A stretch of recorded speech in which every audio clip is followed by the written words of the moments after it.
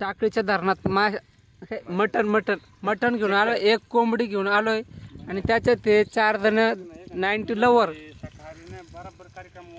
हे 90 लवर आता एवढं मटण दोन अकेलाच खाणार आहे. आणि ही पार्टी घर पूर्ण झाल्याच्या बद्दल आहे. हे घर मालक त्यांच्याकडून एक कोंबडी आहे. तुम्ही बघू शकता इथलं वातावरण. हे बघा फक्त उचटणी आणि हलवायचं काम. आमच्या हातामध्ये फक्त कलसणी आणि 1 किलो मटणाला 1 कोंबडीला 1 किलो तेल.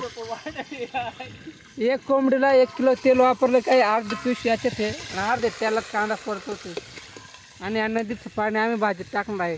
हे आमचे दाजी, हे पण दाजी, हा भाऊ आणि हा भाऊ म्हणजे आचार्य भाऊ.